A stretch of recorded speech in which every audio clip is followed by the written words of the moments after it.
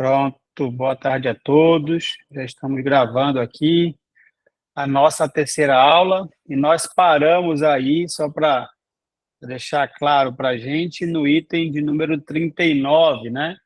Então, no caso ali, né, nós paramos no final da audiência de instrução processual, onde, né, a parte vai ter ali que aduzir razões finais, se tiver interesse, porque, né, as razões finais elas não são obrigatórias, né, são facultativas, então a parte que tiver interesse, ela pode aduzir razões finais. O que é importante aqui eu lembrar para vocês desse ponto já combinando ali com a aula passada? Essas razões finais, elas serão feitas na forma oral, ou seja, cada parte ou seu advogado vai ter 10 minutos para aduzir suas razões finais daquele processo. Então, se atentar na prova de primeira fase para o prazo das razões finais, que são 10 minutos, tá? E aí, depois das alegações finais, tá, o que acontece? O juiz ele vai propor uma nova conciliação. Olha, senhores, se não tem certeza que não querem conciliar, não tem uma proposta, não tem como melhorar a proposta. Por quê?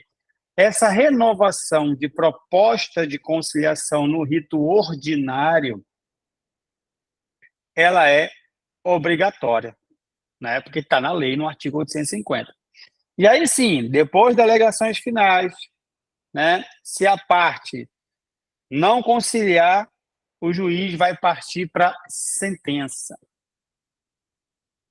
Né? O juiz vai sentenciar o processo para dizer quem está com a razão e quem não está com a razão, né, em decorrência dos pedidos e suas provas nos autos. Tá? Então, esse é o ponto final. A sentença, o que ela deve constar?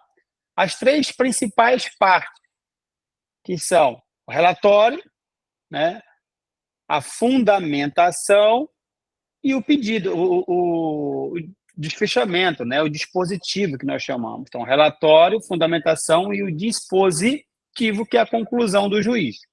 Tá? Então, isso é importante. Só que quando é o rito sumaríssimo, lembra que nós falamos na aula passada que rito sumaríssimo é aquele processo onde o valor da causa é acima de 2 salários mínimos, menor ou igual a 40 salários mínimos, ele é um rito mais rápido, com o número reduzido de testemunhas, sendo 2 para cada parte, etc. e tal. Né? Nesse rito sumaríssimo, para o processo de fato continuar rápido, a própria lei, ó, no caso o artigo 852-I da CLT, ele dispensa o juiz fazer o relatório. Hamilton, o que é esse relatório? O relatório nada mais é, tá, do que o juiz fazendo um resumo do processo para comprovar para as partes que ele leu o processo, ele entendeu o processo e agora ele passa a decidir. Então, esse é o motivo para existir o relatório. Só que é uma situação que demanda tempo, porque ele tem que fazer um resumo de tudo que aconteceu no processo. Então, como o sumaríssimo é rápido, ele vai lá e dispensa, né, esse relatório no sumaríssimo. Então, se ligar aqui também para a prova, tá?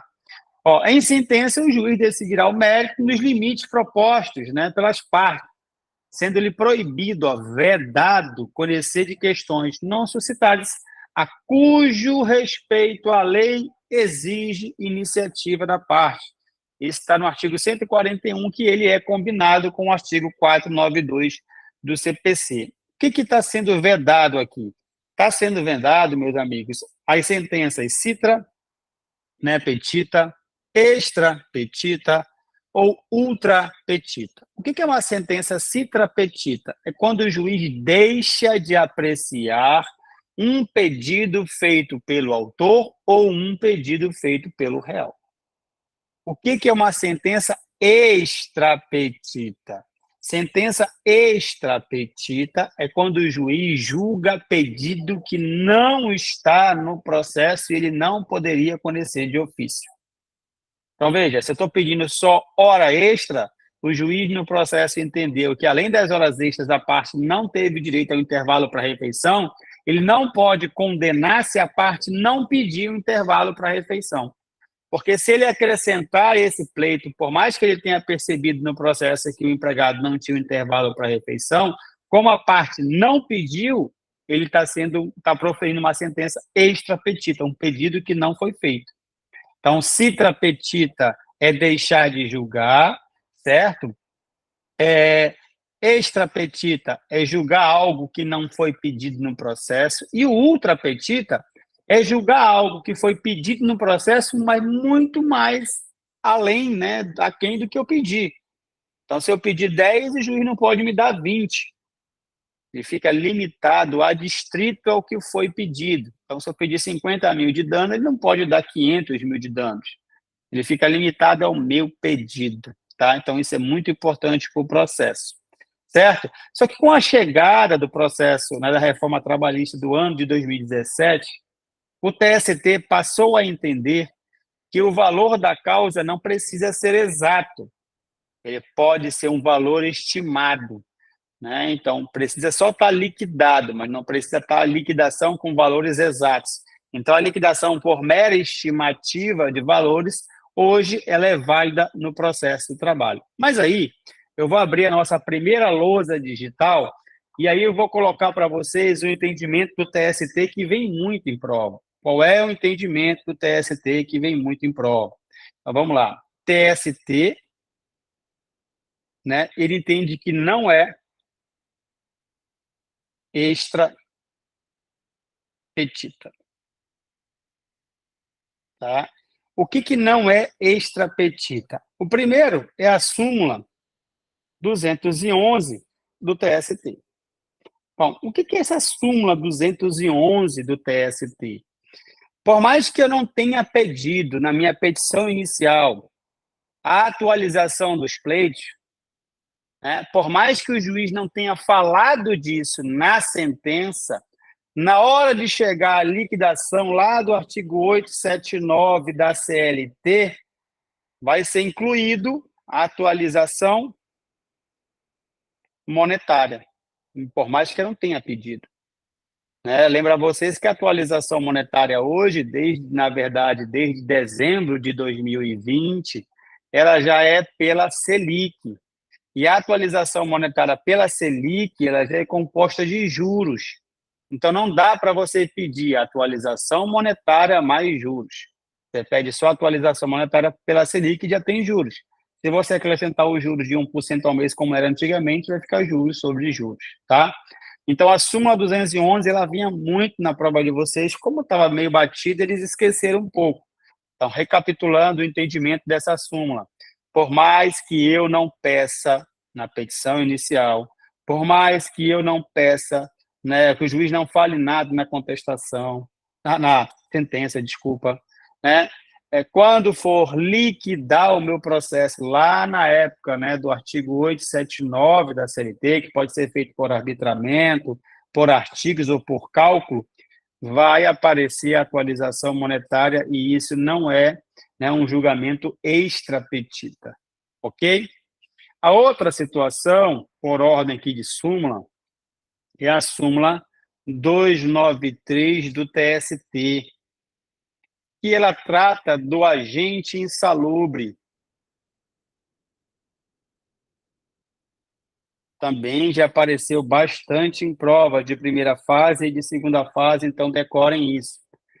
Veja bem, quando eu faço uma petição inicial, eu vou pedir o adicional de insalubridade, que ele tem um percentual de 10% para o mínimo, 20% para o grau médio e 40% para o grau máximo, que é calculado sobre o salário mínimo. Se liguem, apesar de ter a súmula vinculante de número 4, o STF decidiu numa reclamação que ainda deve estar sendo calculado o adicional de insalubridade sobre o salário mínimo, até ter uma lei complementar regulando essa matéria, ou até ter convenção coletiva ou acordo coletivo falando em contrário.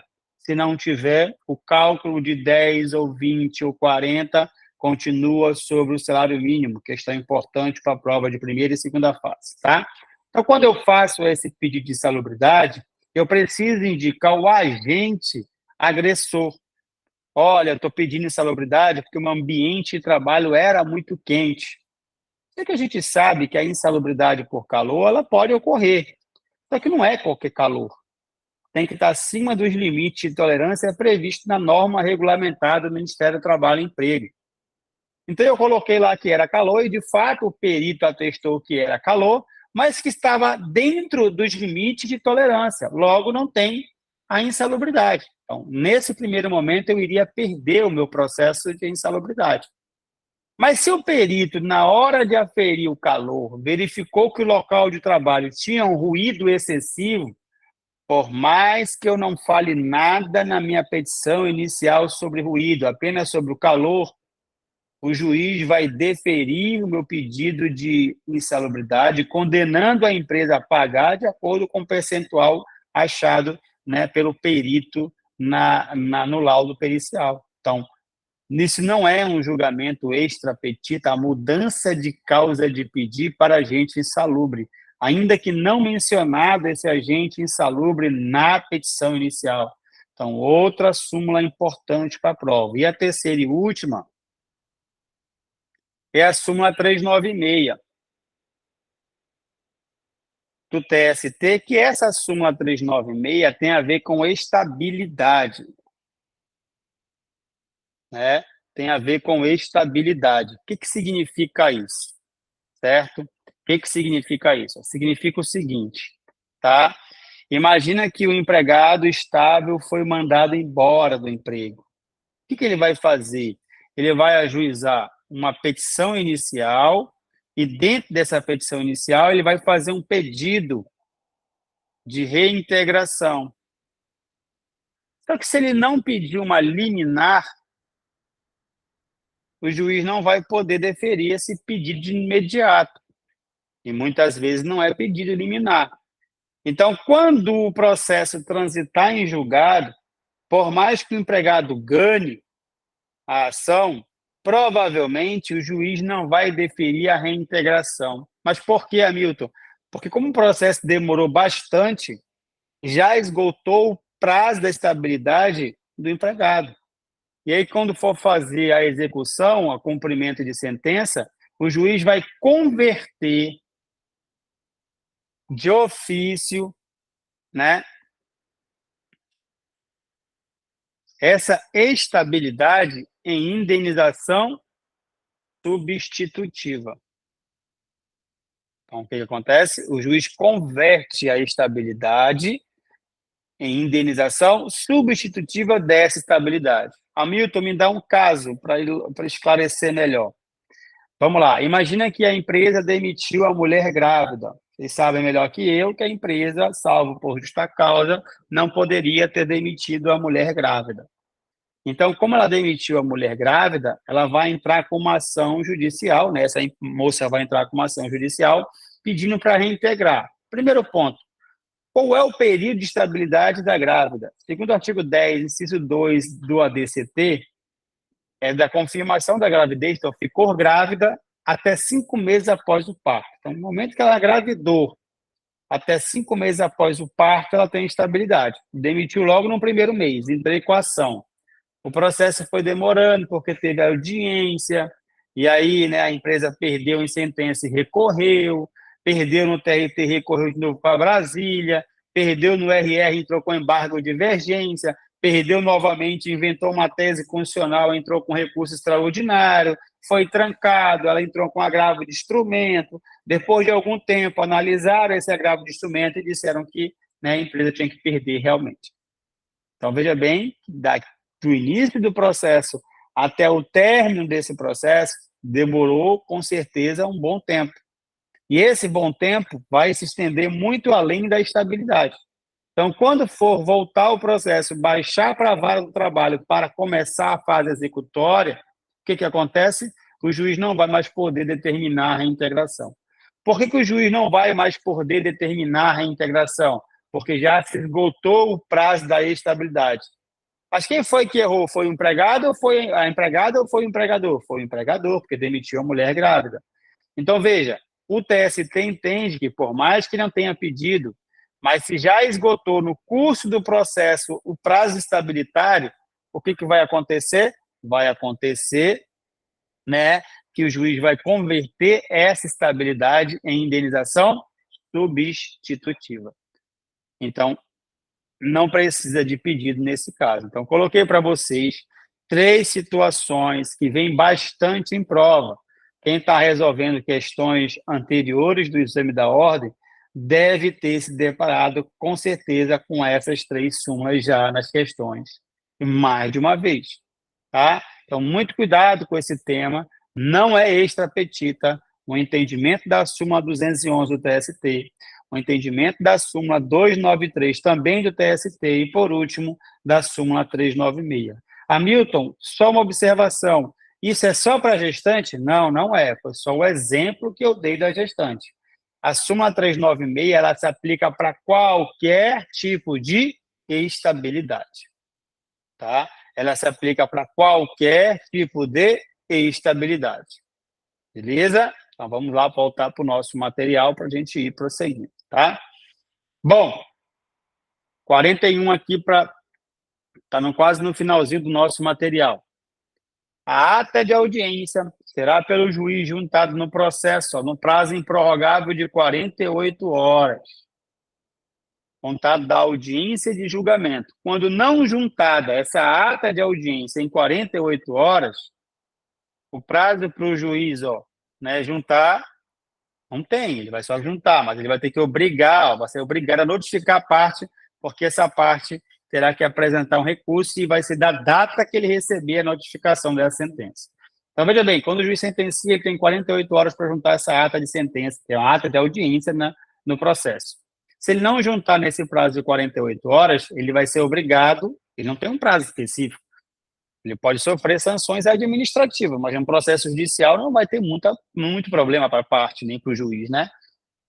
Só que ele vai ser obrigado, por lei, nesse caso, a notificar as partes. Olha, estou juntando com atraso a audiência, a ata de audiência, que é a ata de sentença.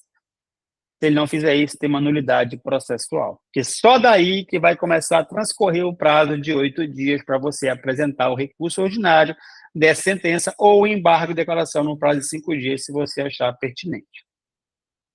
Para finalizar, um tema muito importante na prova de vocês, liminar no processo, tá?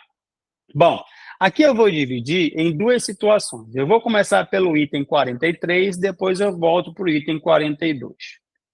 Geralmente, quando você pede uma tutela antecipada no processo, né, o juiz vai deferir essa tutela antes da sentença, que você pediu antes, logo no início do processo, ou ele vai indeferir. Então, o que o TST diz? Quando o juiz defere, tá? Deixa eu colocar aqui na lousa, que fica melhor para vocês.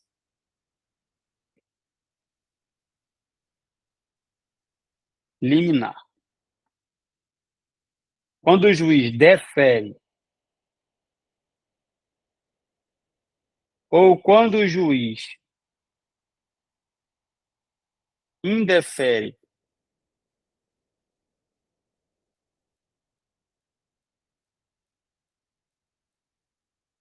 nos 2 casos, errado,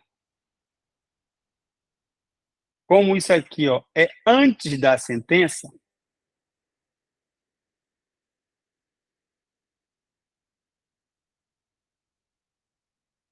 estou diante de uma decisão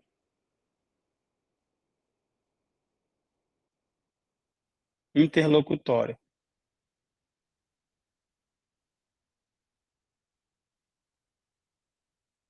E no processo do trabalho, com base no artigo 893, parágrafo 1º da CLT, não cabe recurso. Então, quando o juiz defere uma liminar, que é uma decisão interlocutória, né, ou indefere essa liminar de forma equivocada, Hamilton, quando que vai ser errado? Quando ele violar a lei ou quando ele aplicar a lei com abuso. Nesses 2 casos, ele está errando, né?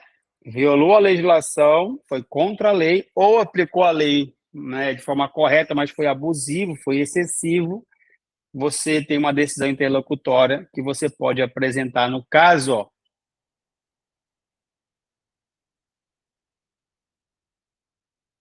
MS. Tá? Por que que é MS? Porque aqui está o detalhe, ó. Porque é antes da sentença. E aonde que eu encontro o fundamento para isso? Na súmula 414, item 2 do TST. E por que que é MS, Hamilton?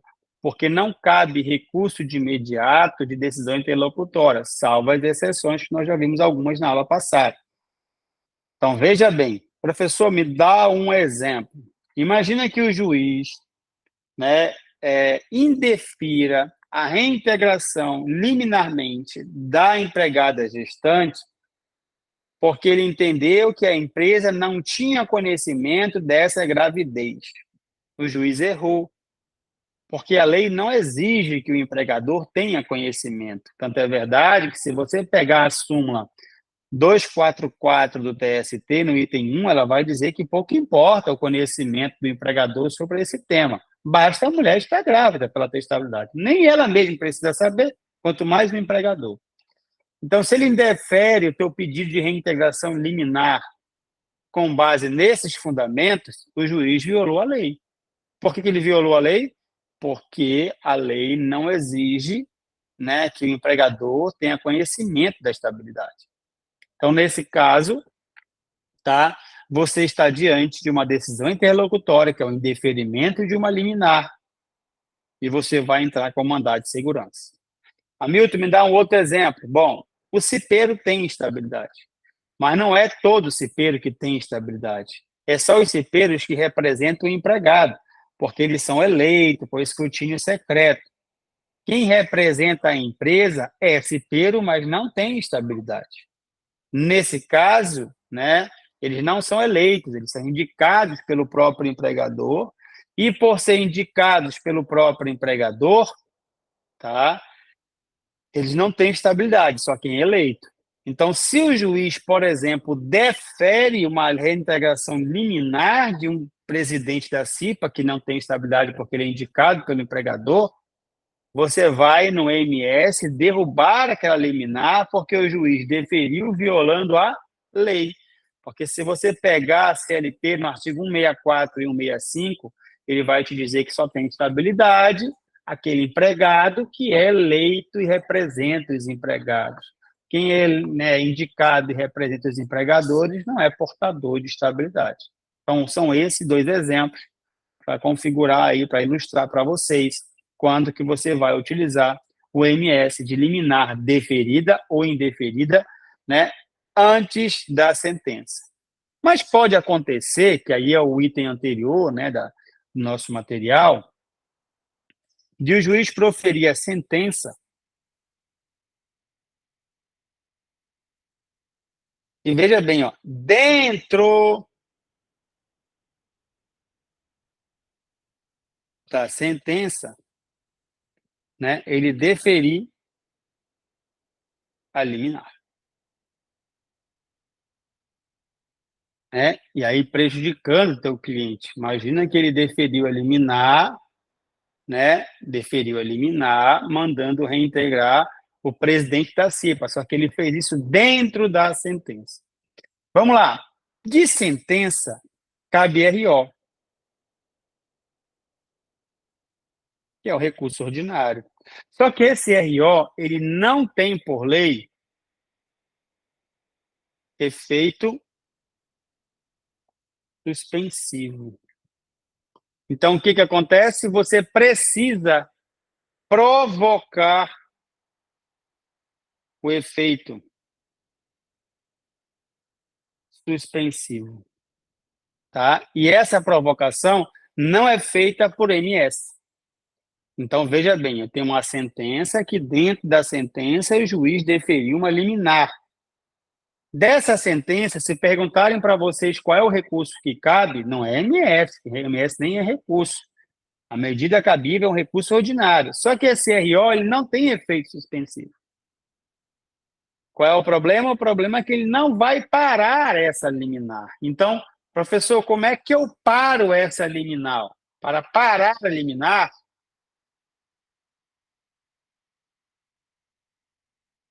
a parte deve apresentar um,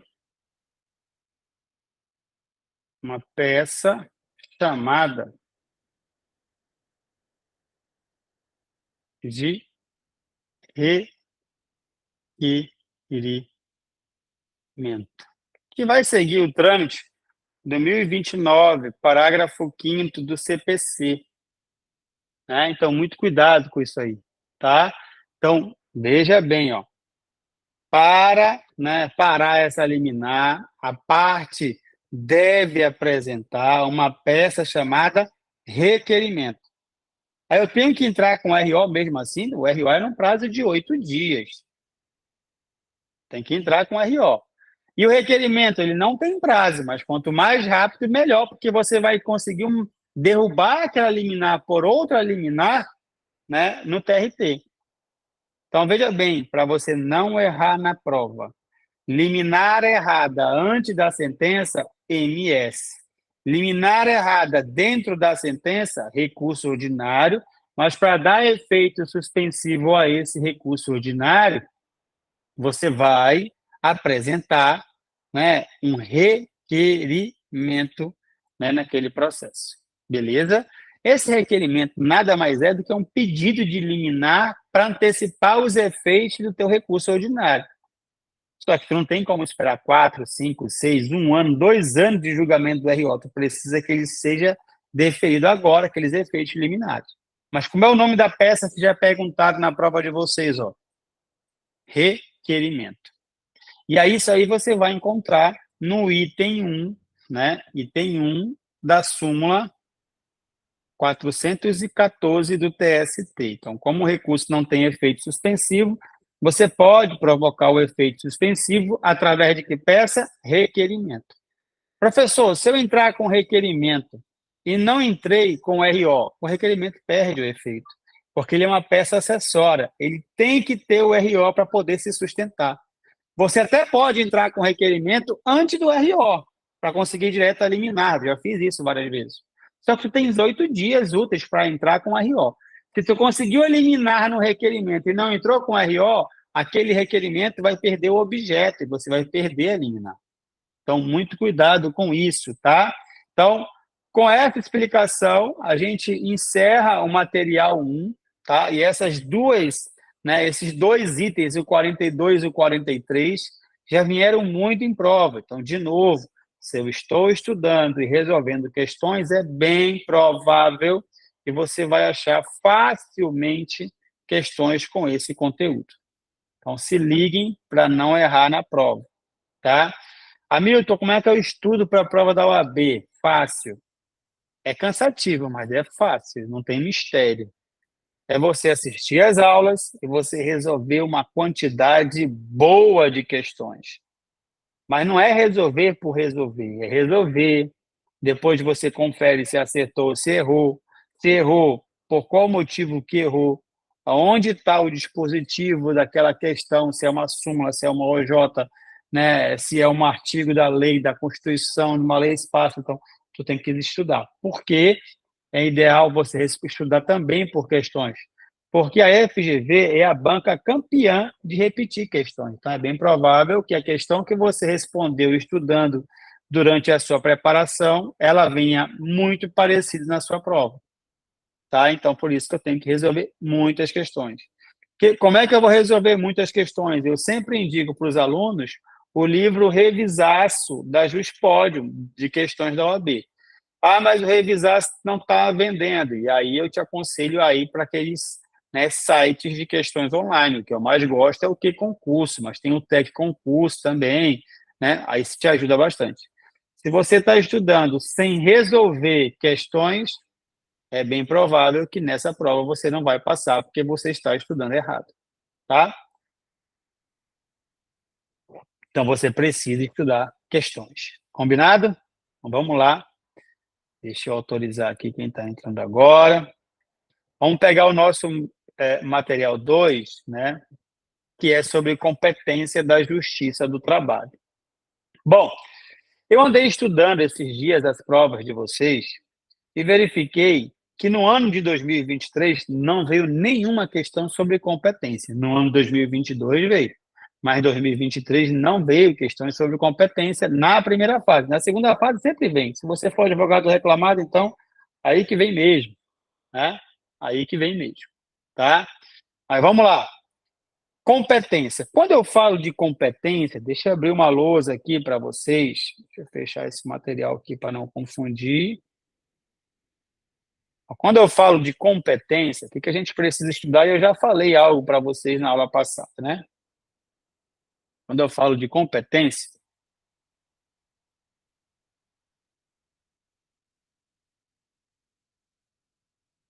eu falo da competência absoluta, eu falo de competência relativa.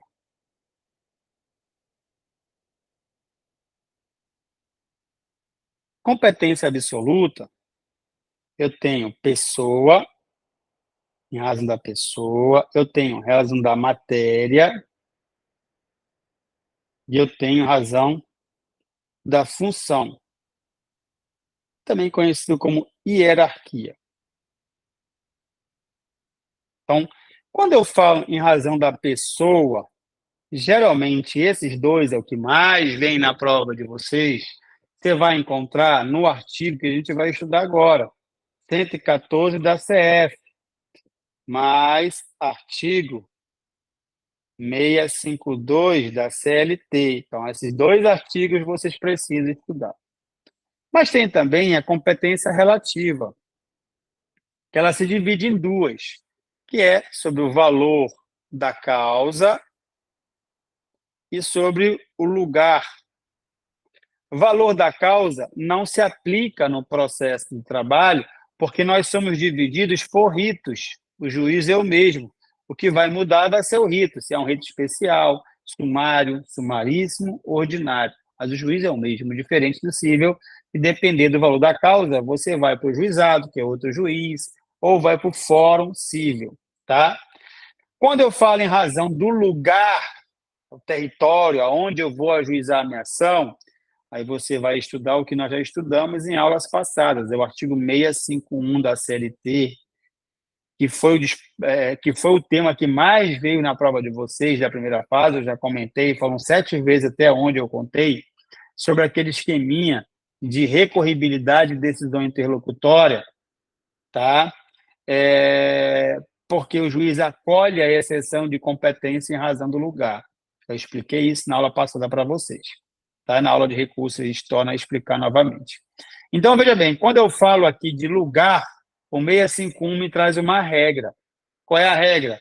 O empregado vai ajuizar a ação sempre no local em que ele prestou o serviço.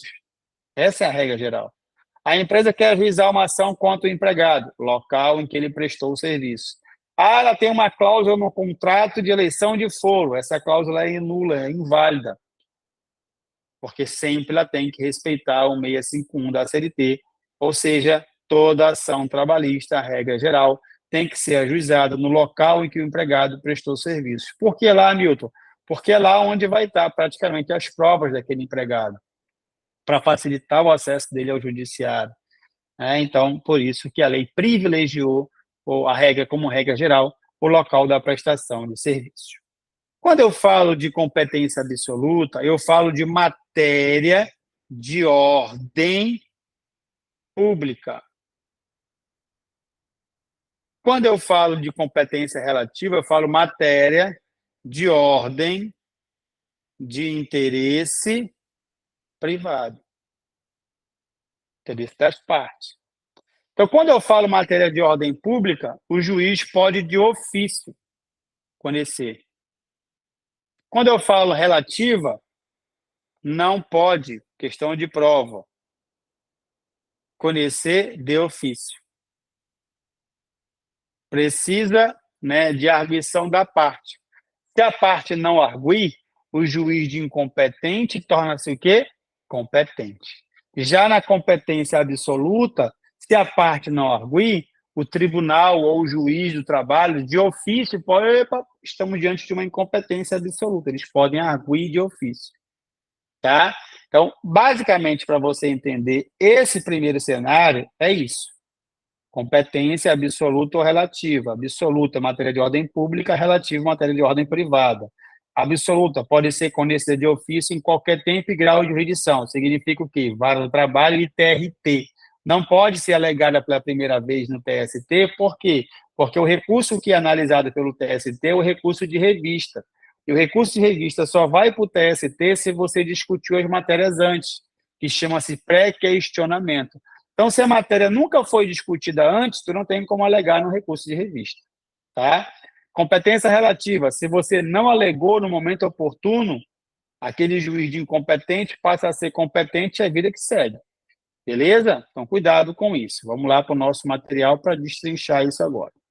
Então, quando eu falo de competência relativa, absoluta, eu estou falando praticamente das questões de prova, que é o artigo 114 da CF.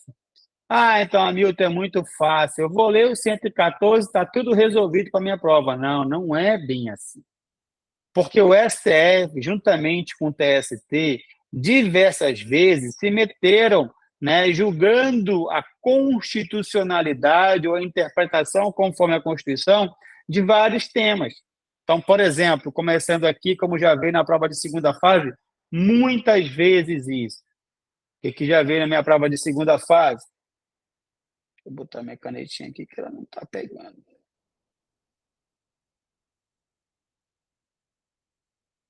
O que já veio na minha prova de segunda fase? Por várias vezes. Perguntando se o juiz do trabalho tinha competência criminal, ou falando na sentença que o juiz condenou criminalmente alguém. Aí você ia no recurso ordinário alegar a incompetência desse juiz do trabalho. Ou qual motivo? Porque juiz do trabalho não tem competência, segundo o STF, para apreciar nada, absolutamente nada da área criminal. Ah, mas foi um crime contra a organização do trabalho. Não tem competência. A competência aqui, se for crime contra a organização do trabalho, é da Justiça Federal. Então, o juiz do trabalho, de modo algum, vai ter competência para analisar questões criminais. Tá? Então, dica para a prova. Segunda fase, se eu não me engano, já veio 3 vezes. Tá? Então, você tinha que alegar em preliminares de RO ou preliminares de contestação para alegar que o juiz do trabalho não tem competência criminal. Ponto. 2. Não é competência da Justiça do Trabalho processar e julgar ações que envolvem cobrança de honorários contratuais. Bom, você, quando for atuar como advogado, você praticamente vai receber 2 tipos de honorários. Você vai receber honorários, que é o seu pagamento, é o seu pagamento pelo seu serviço. Você vai ter o honorário contratual, que quem vai te pagar é o teu cliente.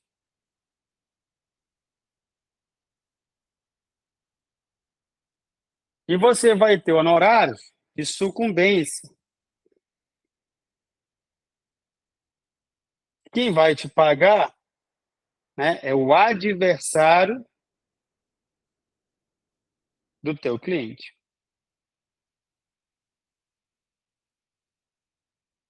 E nesse caso aqui, pergunta de prova. Na trabalhista, é de 5% a 15% do proveito econômico da causa. Trabalhista.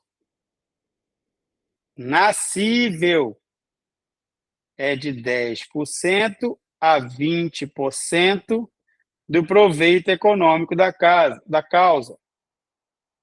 Então, é diferente os percentuais. Já tem uma questão de primeira fase, perguntando qual era o percentual dos honorários de sucumbência da trabalhista. Muita gente marcou de 10 a 20. Não, isso é lá do cível.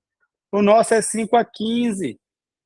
Mínimo de 5, máximo de 15. Vai depender de vários fatores. Lugar da prestação do serviço, complexidade da causa, etc, etc. Então, muito cuidado com isso, tá? Então, veja bem, o contratual, se teu cliente for pilantra e não pagar, você vai executar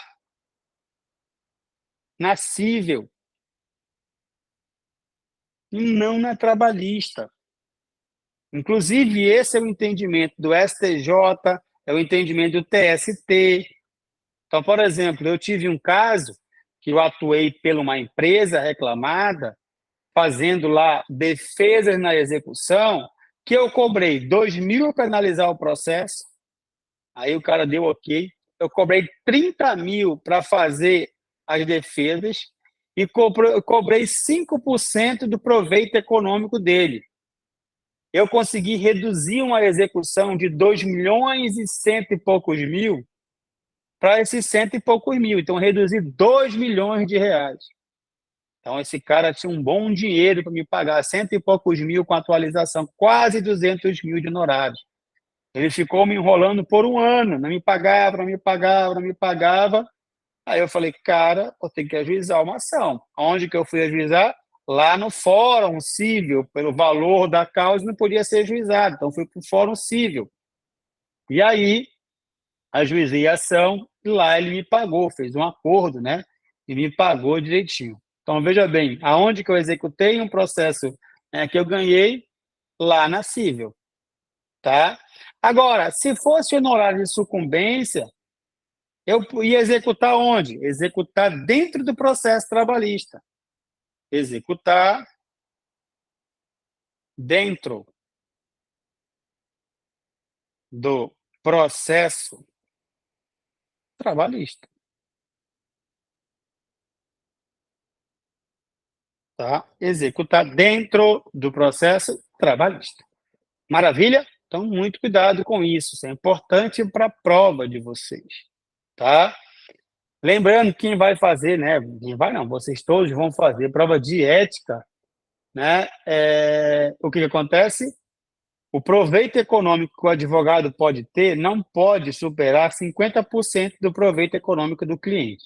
Então, somados honorários aí, contratuais e sucumbenciais, não pode ultrapassar 50%. Tem lá no Código de Ética, eu não me lembro se é o artigo 21 ou se é o 50, uma coisa assim, tem especificamente que não pode ultrapassar. Como vocês vão fazer prova de deontologia, isso é importante para a prova de vocês, né? Então, muito cuidado. Então, bora voltar para o nosso material aqui, tá? Bom, então já sei que ações penais fora da trabalhista, já sei que cobrança de honorários aqui, ó, contratuais, fora da trabalhista. STJ entende assim, ó, tem até a súmula, que é 393, e o próprio TST.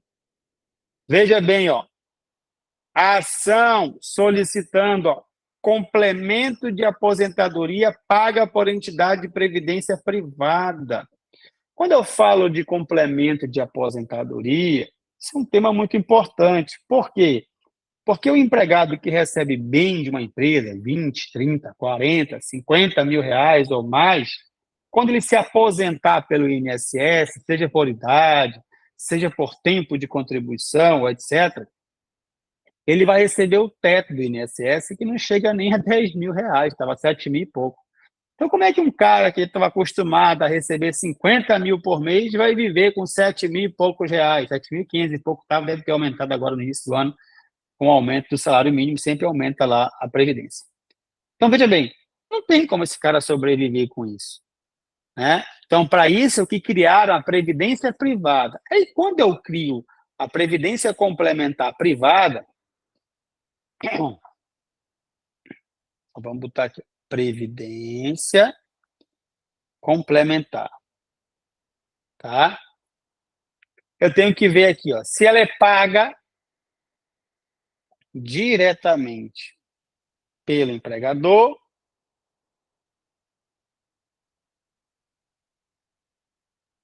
ou se ela é paga por terceiros. Geralmente, quem financeiras. Banco, né? Itaú Previdência, Banco do Brasil Previdência, etc. O que o STF,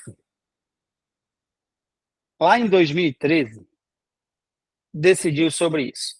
A trabalhista entendia que tudo aqui era trabalhista.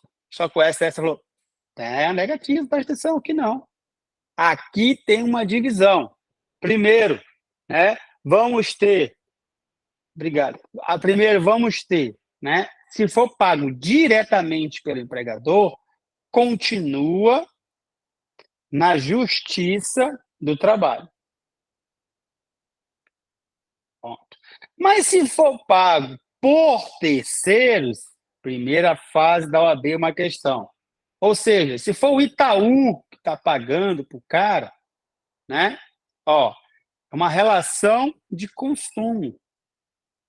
Porque o Itaú não é o empregador do cara. Como o Itaú não é o empregador do cara, ele não vai ter que vir na trabalhista rever isso. Ele vai para onde? Justiça civil. Então, interessante isso. Você tem que identificar quem é que está pagando essa previdência privada. Se é o próprio empregador, que hoje, nos dias atuais, é muito difícil, mas no passado era muito comum, ou você paga por um terceiro. Geralmente, o empregador, né, ajusta com o banco, né, essa previdência privada, paga para o empregado, na verdade, paga para esse banco fica gerindo, e quando o empregado se aposentar, ele vai lá e passa a receber essa previdência para complementar os ganhos dele. Vocês conseguiram entender isso aqui, meu povo?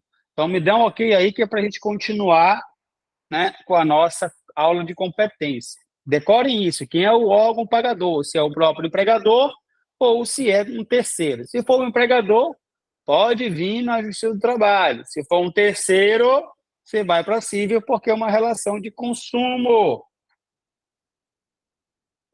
Maravilha? Então, vamos avançando. Vamos voltar para o nosso material. Então, como eu coloquei para vocês aí, ó, né? O próprio STF, está aqui o julgamento dos recursos extraordinários, entendeu? Como eu expliquei para vocês. Pagador direto sendo o empregador, Justiça do Trabalho. Pagador sendo um terceiro, uma financeira, por exemplo, Justiça Civil, porque estamos diante de uma relação de consumo. Como está aqui embaixo. Qualquer relação de consumo fora da área trabalhista. Qualquer relação de consumo está fora da área trabalhista. Bom, ações solicitando, né, autorização de uma criança ou do menor de 18 anos para trabalhar. Veja bem, nós vemos muitas novelas, muitas séries, muitos programas de TV com crianças e adolescentes. Eles não podem chegar lá e trabalhar. Eles precisam ter uma autorização para isso, né? Ainda mais se ele for menor de 16 anos.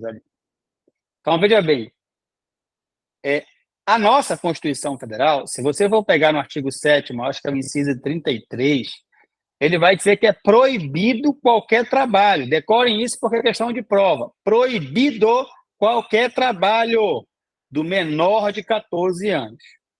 Quando esta pessoa fizer 14 anos, até os 16, ela só pode trabalhar como aprendiz. De 16 a 18, além de trabalhar como aprendiz, ela pode trabalhar em qualquer profissão, entre aspas, que não seja perigosa, noturna ou insalubre. Por que eu falei entre aspas? Porque existe profissão que, mesmo sendo adulto, eu não posso trabalhar. Por exemplo, em minas de subsolo, se eu tiver menos que 21 anos, eu não posso trabalhar. Né? Segurança armada, vigilância patrimonial, se eu tiver menos de 21 anos, eu não posso trabalhar.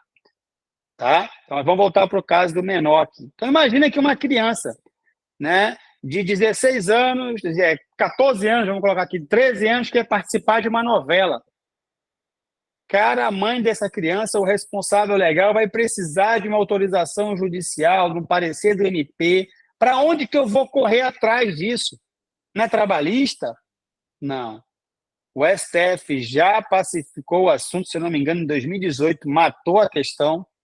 você vai ter que ir para a Justiça Estadual, lá para o juiz da infância e da juventude. É ele que vai autorizar esse tipo de trabalho. Não é o juiz do trabalho. Hamilton, eu preciso de autorização de um menor que tem 14 anos para trabalhar como aprendiz? Não, não precisa. Tá? Não precisa. Se for nessa situação, não precisa. Tá bom? Então, muito cuidado com isso. Então, duas questões de prova. Primeiro, quando é que a pessoa pode começar a trabalhar? De 14 a 16, só como aprendiz. De 16 a 18, como aprendiz, ou em qualquer trabalho, desde que não seja perigoso, noturno, insalubre. Completou 18 anos, pode trabalhar em qualquer trabalho, entre aspas, que tem algumas situações que exigem uma idade maior. Por exemplo, nós falamos, vigilante, que trabalha em mina de subsolo, para você ser motorista de caminhão pesado, né, de transporte coletivo, que para você tirar uma carteira D, se não me engano é D que tira, você precisa ter uma idade um pouco maior, não é 18 anos que você já tira. Tem que ter um cuidado com isso, tá? Bom, agora passamos a analisar o artigo 114 da Constituição Federal, que fala da competência da Justiça do Trabalho. Então, o item 1, ele é o item genérico, aberto, e esse item 1 ele sofreu várias adins que nós vimos aqui em cima. Veja, ele vai falando que a Justiça do Trabalho é competente para julgar as relações de trabalho, ainda que tenha como envolvido a administração pública direta ou indireta, etc. e tal. Então, vamos lá ao primeiro ponto, tá? Quando eu falo aqui de relação de trabalho,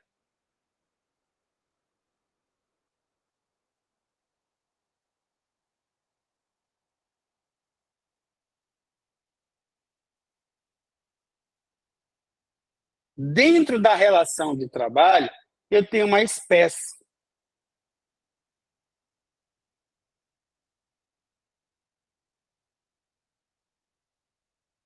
que é a relação de emprego, que é o famoso vínculo empregatício,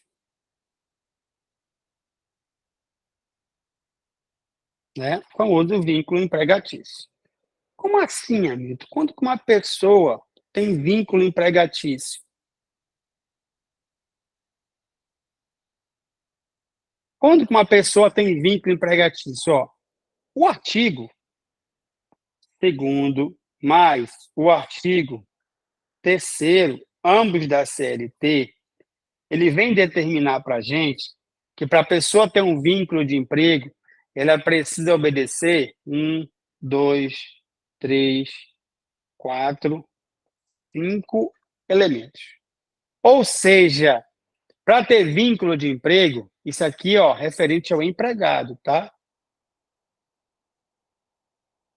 Esse empregado tem que ser pessoa física,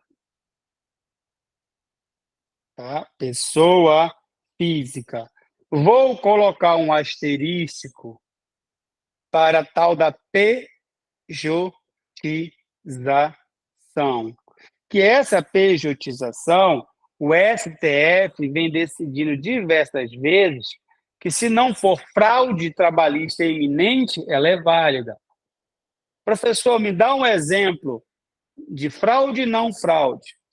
Bom, vocês tomaram conhecimento que uma repórter, há um tempo desse, ganhou uma ação de valor muito alto contra o SBT. Ganhou em primeira instância, ganhou em segunda instância, acho que estava ganhando no TST, não lembro bem. Só que o advogado do SBT entrou com uma reclamação no STF e aí ganhou lá, dizendo que não tem vínculo de emprego. Se eu não me engano, foi uma reclamação, não acompanhei bem o caso, mas foi o STF que decidiu. Por quê? Porque pejotização ela é válida, já que a lei permite a terceirização de atividade fim, tirou o vínculo de emprego. Professor, agora me dá um caso de pejotização fraude. Seu Antônio, ele é funcionário da empresa. A empresa não quer mais pagar os tributos de um empregado, né, acorda com o seu Antônio que ele agora vai deixar de ser empregado, vai ser desligado e vai ser recontratado no mesmo dia como PJ. Isso é fraude. Né? Dificilmente passaria pelo STF nesse crivo aí de não ter vínculo, porque é evidentemente uma fraude. E o artigo 9º da CLT, ele impede, né, proíbe que essas situações de fraude prevaleçam para poder o cara fugir das normas seletistas. Está lá no artigo 9º da CLT. Então, esse é o primeiro requisito. Qual é o primeiro requisito? Essa é a pessoa física.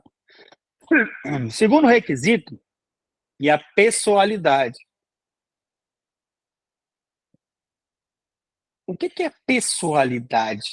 O contrato de trabalho, ele é intuito persona. O que significa isso? A pessoa tem um rosto, uma cara específica.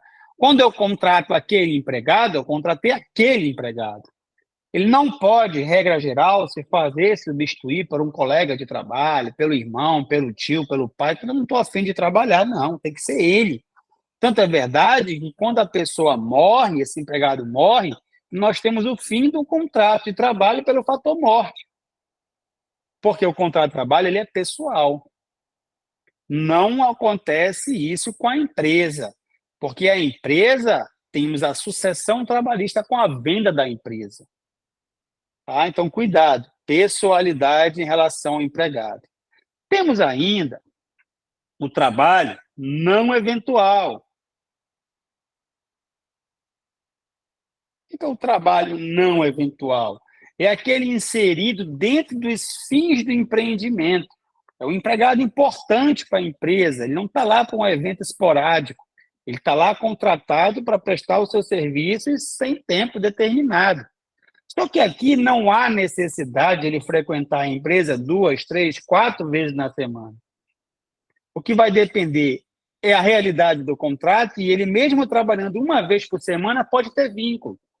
Porque diferente, anotem isso, diferente dos domésticos, a lei complementar 150 de 2015, no artigo 1º, ela exige que o doméstico, para ter vínculo, trabalhe mais do que 2 vezes na semana. Trabalhe mais do que 2 vezes na semana. Então, de 3 para cima. Se ele trabalhar 2, ele é diarista. O que não acontece aqui no trabalhador, né, urbano. Ele tem que trabalhar, pode ser 1, 2, 3, 4, mas tem que estar inserido nos fins de empreendimento. Tá? Então, é importante essa distinção para vocês. Ele não foi contratado para um evento específico esporádico, ok? Bom, temos ainda um muito importante. Qual é esse muito importante? Onerosidade.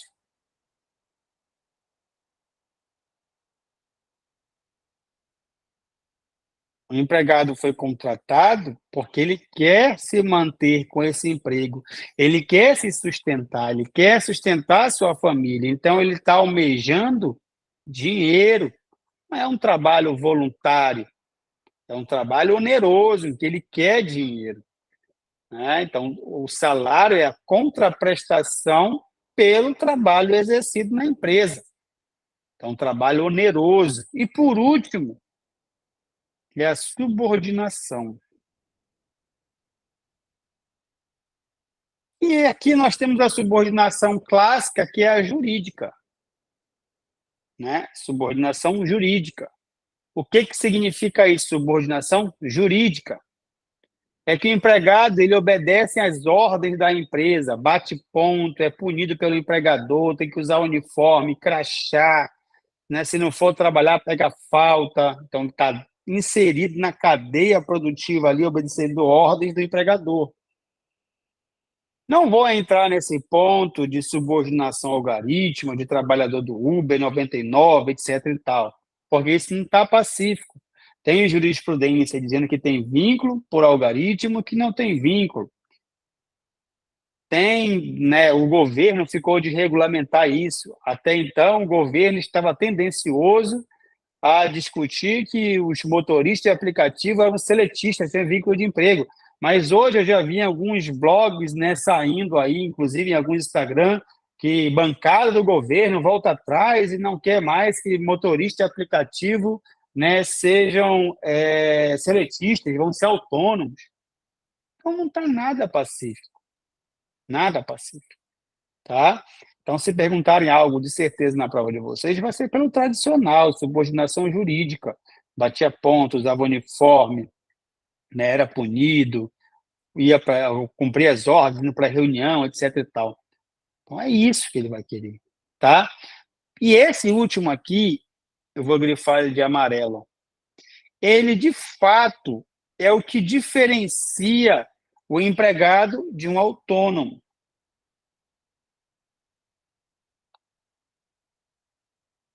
442B de bola da CLT, questão de primeira fase. A CLT é clara, o autônomo ele não tem vínculo de emprego. Ele é autônomo, ele é um prestador de serviço, ele tem uma relação de trabalho e não de emprego. Logo, ele não tem 13º, não tem férias, etc e tal. Por quê? Porque ele trabalha e o trabalho dele não é subordinado. Se for um trabalho subordinado, não importa o que está no papel, é vínculo de emprego, tá? Na área trabalhista, nós temos o princípio da primazia da realidade, que evita fraude, certo? Evita fraude. Então, é importante diferenciar isso. A pedra de toque entre o empregado com vínculo e o empregado sem vínculo autônomo é a ausência de subordinação, ou a presença de subordinação. Se estiver presente, é empregado. Se estiver ausente, é autônomo. Isso também é uma zona cinzenta, mas a própria CLT já decidiu que o autônomo não tem vínculo de emprego, porque ele não tem subordinação. Está no 442B de bola da CLT. Tá? Então, muito cuidado com isso aí. Ok? Se eu não me engano, até esse 442B de bola, bora pegar aqui, CLT 442B, deixa eu ver se a internet ajuda a gente aqui. Eu acho que ele sofreu algumas modificações em 2000. Não, não foi ele, não.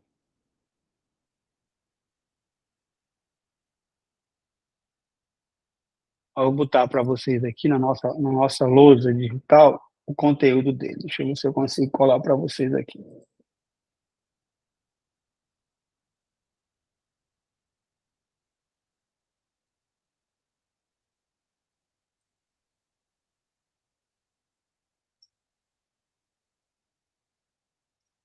Ó, ele coloca aí, ó, para vocês lerem direitinho. A contratação de autônomo, cumpridas por este todas as formalidades legais, com ou sem exclusividade, de forma contínua ou não, afasta a qualidade de empregado previsto no artigo 3º da CLT. Por que afasta? Porque ele é sem subordinação. E ele, ó, outra diferença, arca com os riscos do negócio. Então, se o equipamento dele quebrar, não é a pessoa que contratou ele que vai pagar, não, é ele mesmo que vai tirar do bolso dele e comprar um novo, ou mandar consertar aquele equipamento, tá? Então, falado isso, né, a Justiça do Trabalho tem competência tanto para julgar relação de trabalho quanto relação de emprego. O que vai diferenciar são os pedidos que você vai fazer na ação, mas a competência é essa, ponto. Aí, lembra que eu falei para julgar tanto o empregado, né, da administração pública direta, indireta, etc e tal. Então, quando eu falo aqui empregado público, eu tenho que ficar esperto numa situação. Empregado público regido pela CLT e empregado público regido por lei própria.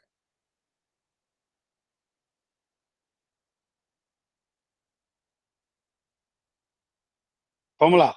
Regra geral, empregado público, regido pela CLT, competência da Justiça do Trabalho. Então, por exemplo, imagina que você é concursado do Banco do Brasil, o empregado público. O Banco do Brasil não pagou suas horas extras. Você vai cobrar essas suas horas extras na Justiça do Trabalho. Agora imagina, você é contratado por lei própria, é funcionário do Detran, concursado do Detran AM, tem uma lei própria. Se o Detran AM não pagou alguma coisa para você, você vai aonde? Na Justiça Civil, porque competência da Justiça Estadual. Tá? Não é competência trabalhista. Por quê? Porque eu tenho uma lei própria, certo? Só que aqui, em cima, o STF já decidiu que mesmo eu sendo empregado público, quando envolver ato administrativo, por exemplo, algo sobre o concurso, né, validade, deixou de me demitir no estágio probatório, etc. e tal, a competência também aqui é da civil, porque envolve ato administrativo. Então tem que ter um cuidado com isso, tá? Então, veja bem, recapitulando, empregado público, da administração pública, ó, direta ou indireta, eu tenho que diferenciar se ele é seletista ou lei própria. Que esse lei própria é conhecido como estatutário. Se ele for estatutário, lei própria, justiça comum, estadual ou federal, a depender do órgão. Então, estadual, vou colocar aqui, ou federal, por exemplo. Né? Se for algum órgão federal, INSS, vai discutir isso na Justiça Federal. Tá?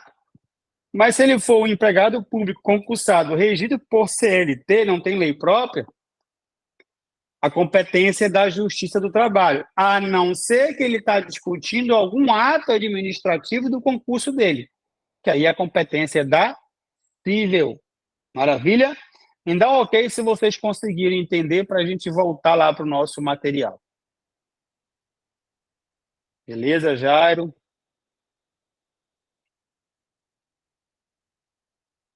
Roberta, Flávio, Flamarion, Sara, então ótimo. Ayrton, então vamos lá.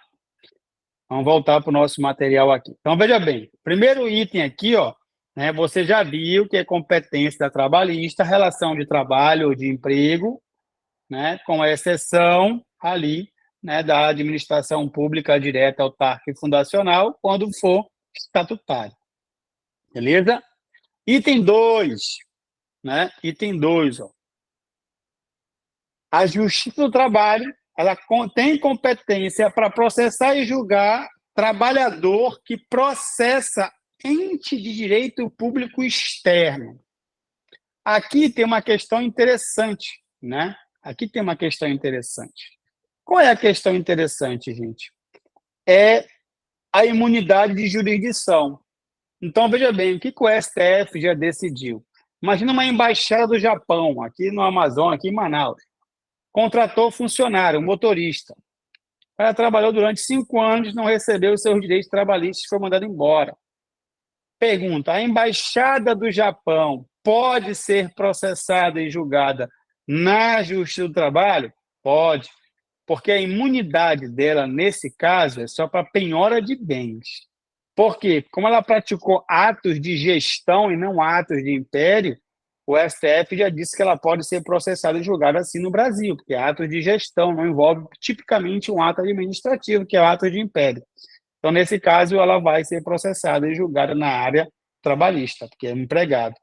Qual é o grande problema? O empregado vai ganhar o processo.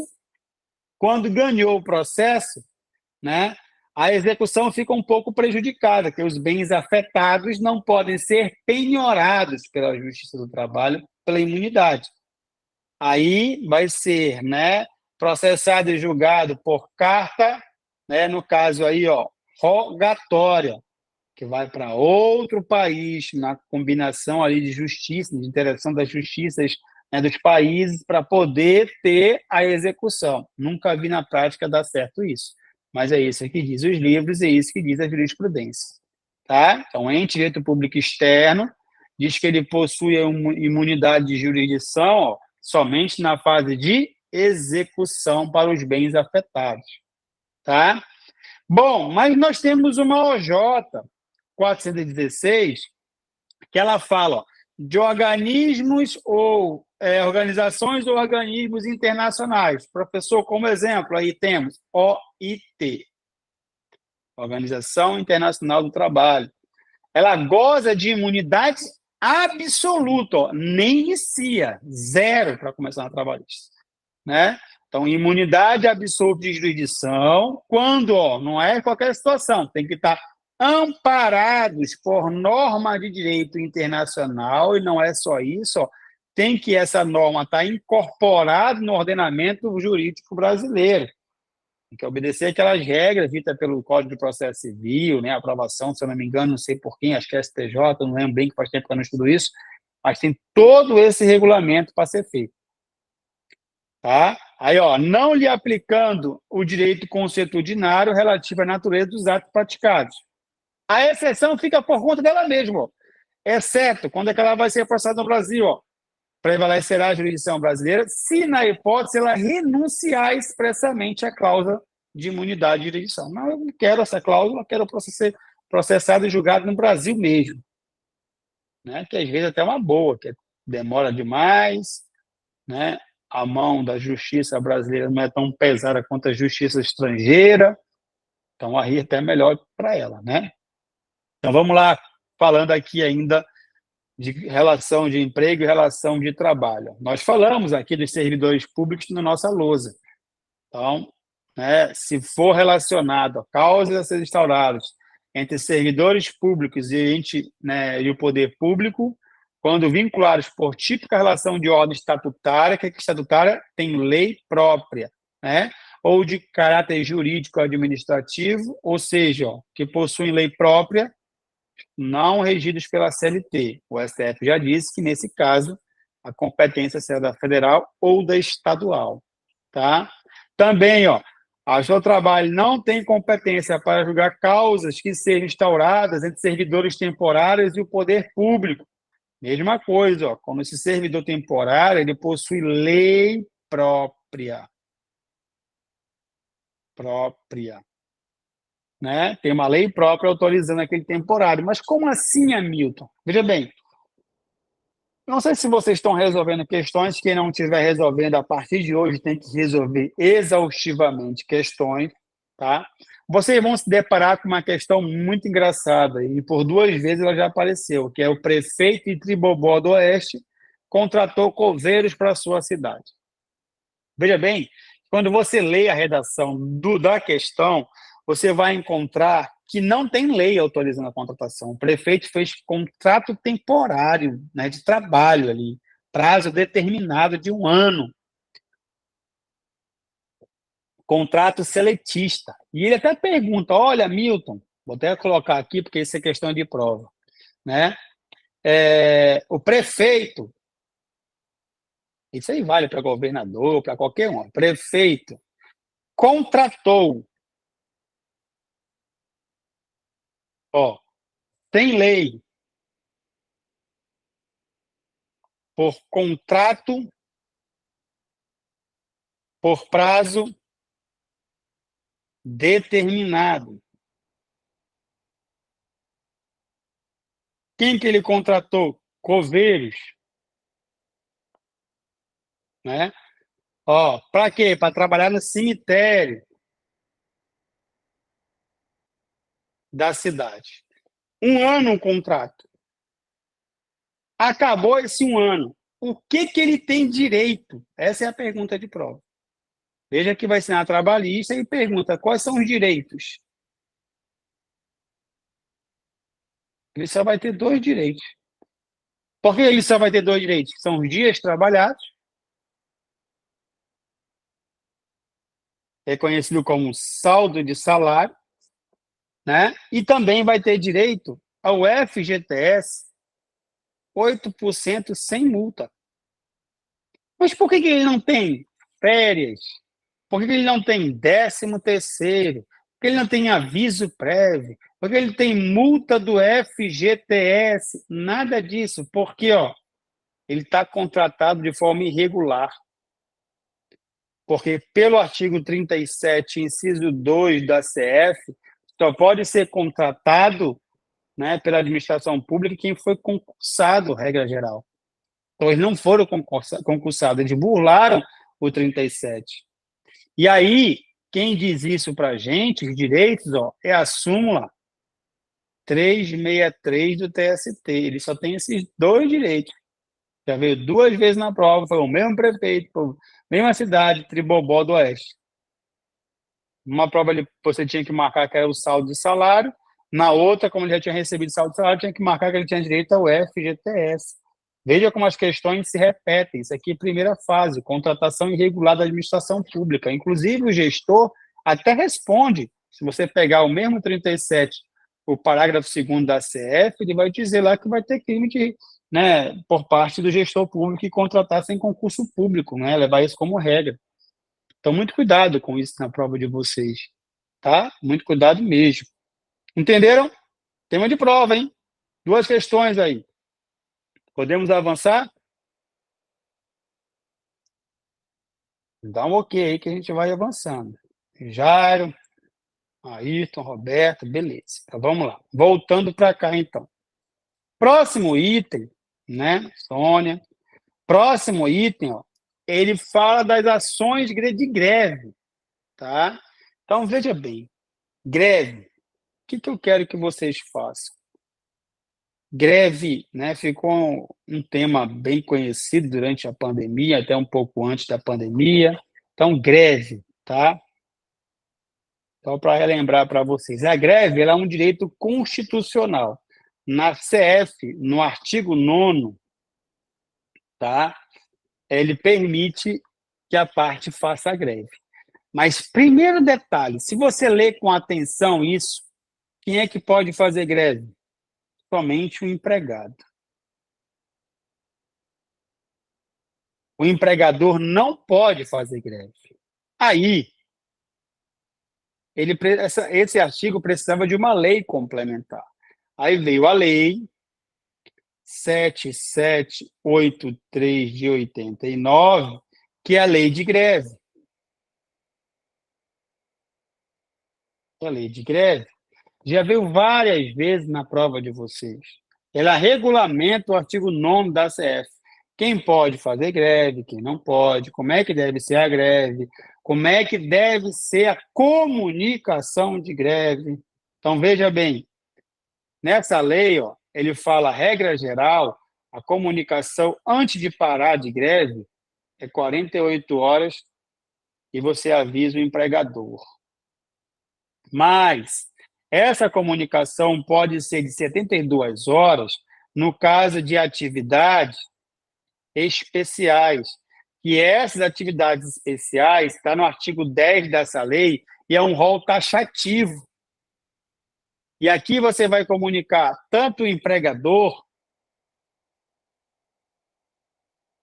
mas também a sociedade. Se você não comunicar à sociedade, a sua greve ela é abusiva. Lá no artigo 7º, ela vai dizer que quem entra de greve, regra geral, é suspensão do contrato de trabalho. Só questão de prova. Tudo isso na primeira fase. Na primeira fase, também na segunda fase, já veio questão que a adesão à greve não gera justa causa. Raciocina comigo. Se eu não me engano, isso aqui, depois vocês conferem aí, quem tiver um vadimeco próximo, é a súmula 316 do STF. Não foi 16, é 17 ou 315, alguma coisa assim. Como é que eu vou pegar a justa causa? Prestem bem atenção no raciocínio lógico. Eu estou exercendo um direito que me é garantido constitucionalmente e também por meio da Lei 7783. Então, se você pegar o Código Civil, lá no artigo 188, quando ele fala de ato ilícito, o Ayrton confirmou, 316, né? Ó, não é um ato ilícito o exercício regular de um direito. Então, por que eu vou ser punido se eu estou exercendo um direito meu? Não tem lógica. Então, o STF pacificou, peraí, a simples adesão à greve não gera justa causa. Diferente, essa justa causa pode ocorrer se eu infringir lá o artigo 14 da lei. Né? Foi uma greve abusiva, aí é diferente. Se eu quebrar as coisas, agredir pessoas, aí é outra história. Então, cuidado, tudo questão de prova que eu estou falando. Quando eu falo que o empregador não pode fazer greve,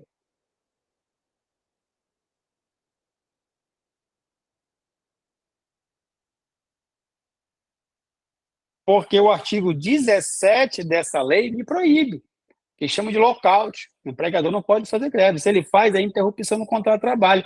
O empregado fica em casa recebendo, porque o empregador não pode fazer greve.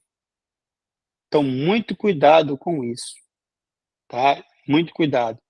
Minha recomendação para vocês: a lei de greve é pequenininha. Leiam a lei de greve, tá? Geralmente vem uma questão na prova de vocês sobre lei de greve.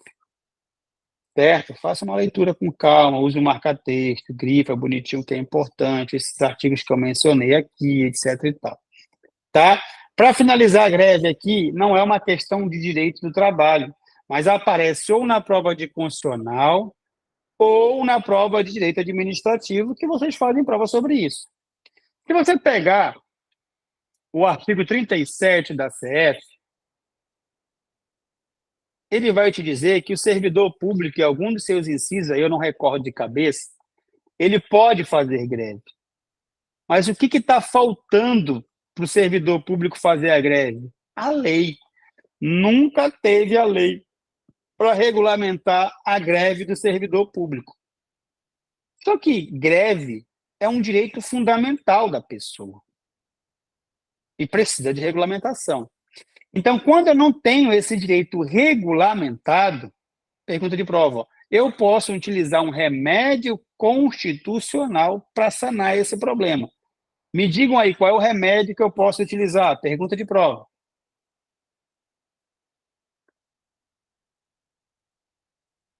Mandado de injunção, gente. Tudo sobre isso. Mandado de injunção. Então, pergunta de prova, eu já respondi a primeira. Mandado de injunção. E aí, num desses mandados de injunção ajuizados, foi dito pelo STF que até ter uma lei complementar,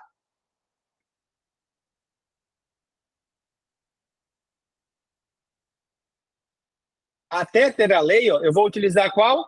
A lei 7783 de 89, porque ninguém pode ficar, né, sem exercer seu direito por ausência de regulamentação. Então, vou utilizar analogicamente no que for compatível a lei 7783. Então, segunda pergunta, direito constitucional ou administrativo. Primeira é o mandado de injunção, a segunda é qual lei utilizar, que aí é analogicamente a lei 7783. Maravilha? Leiam a lei de greve, estudem, porque sempre vem questão e é facinho de dissertar a questão na prova. Você precisa saber, ter lido, e aí você, por amostragem, consegue acertar isso. Maravilha? Podemos avançar? Me digam aí. Então, ações de greve, como nós já vimos, a competência para resolver esse problema, se for, né, o empregado, né, privado seletista, a competência é da Justiça do Trabalho. Inclusive para processar e julgar as ações possessórias, de esbulho, turbação, quando tem a ver ali com a perda ou a chance de perda de posse da empresa. Né? Então, a súmula vinculante já vem lá, ó, a 23, dizendo que a competência é da Justiça do Trabalho. Tá? Quando, por exemplo, os empregados da empresa, né, de transporte coletivo, aqui privada, Justiça do Trabalho. Empregado do Itaú, Justiça do Trabalho. Empregado de uma empresa de vigilância, Justiça do Trabalho vai resolver esses problemas. Inclusive, está aqui na súmula 189, ó, que é a mesma inteligência do artigo 8º da Lei 7783. de 89. Ó, a Justiça do Trabalho é competente para declarar a abusividade ou não da lei de greve. Por exemplo, o empregador só soube da greve no dia que os empregados pararam. Então, não foi feita uma assembleia, não foi feita deliberação da greve, não foi comunicado o empregador da greve. Essa greve, por mais que os empregados tenham total direito de fazer a greve, ela vai ser irregular, porque não cumpriu a lei de greve, ela é abusiva. Então, você vai declarar essa abusividade na Justiça do Trabalho. Observação, mais uma decisão do STF aí, né, quando envolve, questão trabalhista. E colocou lá, a justiça comum, seja ela federal, seja ela estadual, é competente para julgar a abusividade da greve de servidores públicos, mesmo que seletistas, da administração pública direta, autarca e das fundações públicas. Mesmo que seletista da direta, todas elas. Quem é direta? União, Estado, Distrito Federal e municípios. E das autarquias e fundações públicas. Não aparece aí. Sociedade de Economia Mista está fora. Fora. Sociedade de Economia Mista e empresas públicas. Porque, segundo a nossa Constituição, né, lá no artigo 173, parágrafo 1º, inciso 2, elas se equiparam a particulares. Tá? Então, muito cuidado com isso aí, certo? Então, greve nós matamos, tá? A gente ainda tem 30 minutinhos, vamos prosseguindo. As ações sobre representação sindical. Tem várias ações sindicais. Sindicato brigando com outro sindicato para saber quem é o sindicato ali daquela região, já que, pelo princípio da unicidade sindical, em cada região só pode ter um sindicato, né, seja da parte patronal, tá, seja da parte de empregadores, da parte de empregados. Um sindicato dos bancos que representa os empregados, um sindicato dos bancos que representa, né, os empregadores. Tá? Então, um sindicato por área, por categoria, que não pode ser inferior ao município. Está lá no artigo 8º da nossa Constituição Federal. Esse é o princípio da unicidade sindical. Nós não adotamos o pluralismo sindical, vários sindicatos, para o empregado escolher qual que ele quer, não. É um sindicato único. Então, só pode ter um sindicato dos hoteleiros, um sindicato dos bancários, um sindicato dos metalúrgicos por região. Então, se tiver mais de um sindicato, eles vão brigar ali para prevalecer na justiça aquele mais antigo. Tá? Então, cuidado com isso aí, né, na prova de vocês. Outro ponto importante, né? Roberto colocou aqui, deixa eu ver o que ele me perguntou aqui. Essa pergunta pertinente para a aula. Se não for pertinente, a gente passa, depois eu respondo ele.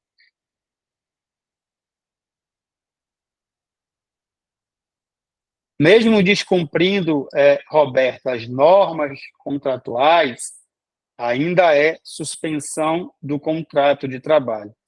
O TST tem entendido que não seria suspensão só no caso de não pagamento de salários, porque aí não teria lógica. A empresa já está meses sem pagar salários, os empregados entram de greve e ainda vão ficar sem receber salário por culpa da empresa, aí é uma questão diferente, tá, Roberto?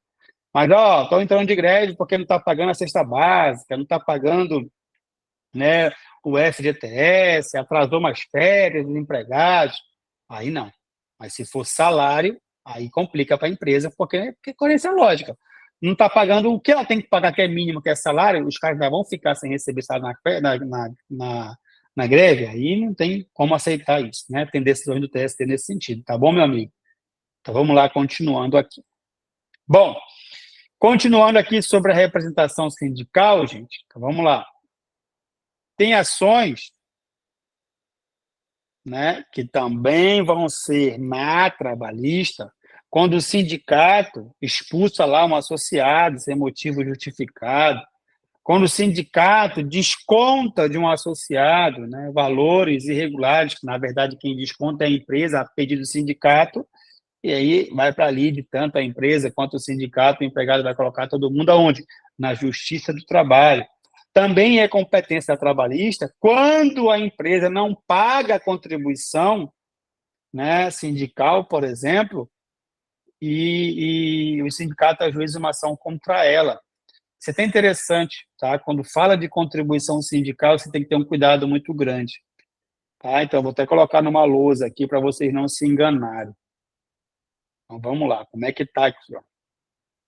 Contribuição.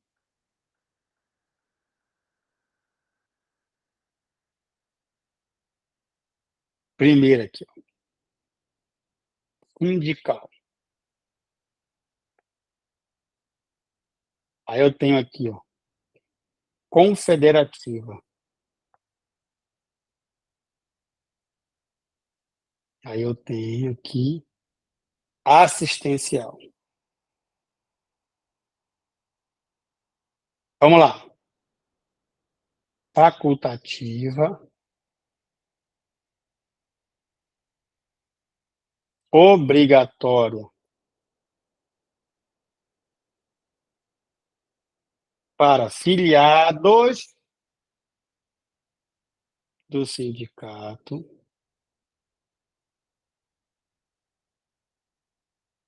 obrigatória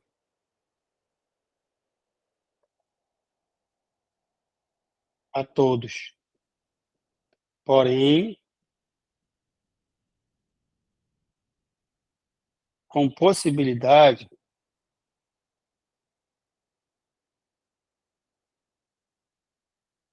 de recusa.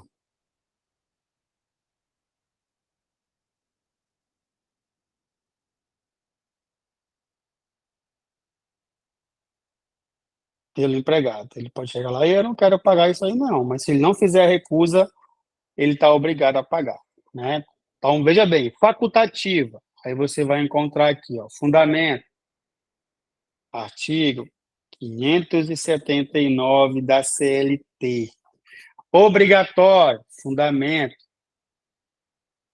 artigo 8º, inciso 4 da CF, mais importante agora, ó, súmula vinculante 40 do STF. Essa aqui só paga quem é filiado ao sindicato. Quem não for filiado não tem que pagar essa contribuição confederativa. E essa aqui, decisão recente do STF, porque até então ela não era obrigatória assistencial segundo o TST. O STF entendeu diferente. Ela é obrigatória para todos até esse empregado recusar o pagamento. Compreenderam como é que funciona a contribuição? Me dá um ok, porque isso aqui de certeza pode vir na prova de vocês, porque é facinho, facinho, facinho de confundir a cabeça de vocês. Então, decore esse quadro aí, tá? Então, pronto, vamos lá. Todo mundo ok? Então, vamos avançando aqui. Então, pronto. As contribuições, eu já vi as ações sindicais também. MS. Bom, é competência trabalhista processar e julgar quando o MS for de ato coator de alguém da área trabalhista, ou o habeas corpus, ou o habeas data, né? Desses três, por ordem, tá certinho. MS é o mais utilizado e muito bem utilizado. Habeas corpus, quase nunca, e habeas data eu nunca vi, né? Vamos para exemplos. Nós já vimos, inclusive, na aula de hoje, sobre o MS, quando o juiz é a autoridade coatora, profere uma decisão interlocutória antes da sentença, violando a lei ou aplicando a lei com abuso, você pode impetrar a MS para derrubar aquela decisão do juiz. Tá? Vamos dar exemplo de um por um aqui. Imagina que você foi lá no Ministério do Trabalho e Emprego ajuizar uma defesa administrativa do seu cliente que foi punido lá pelo fiscal do trabalho. Chegando lá, o fiscal falou assim: doutor, o senhor fez a caução da multa? Não, não fiz. Então não vou receber sua defesa. Mas por que não? Porque aqui a CLT diz que tem que caucionar. O cara não recebeu a tua defesa administrativa porque tu não caucionou. Tem, de fato, um artigo na Constituição, no artigo 600 e pouco, eu não recordo de cabeça, que fala sobre isso. Só que esse artigo ele não foi recepcionado pela Constituição de 88. Porque se você pegar o artigo 5º da Constituição, lá nos direitos fundamentais, ele vai dizer, em dado momento, em algum inciso, que o peticionamento aos órgãos públicos ele é gratuito. E ainda veio a súmula vinculante número 21, dizendo da mesma forma, não pode se exigir caução para você peticionar para o órgão público. E o TST também tem súmula, que é o que interessa para a gente, é a súmula 424. Cabe MS, por ser coator, a autoridade que te exigir caução para receber uma defesa administrativa, no caso do Ministério do Trabalho e Emprego.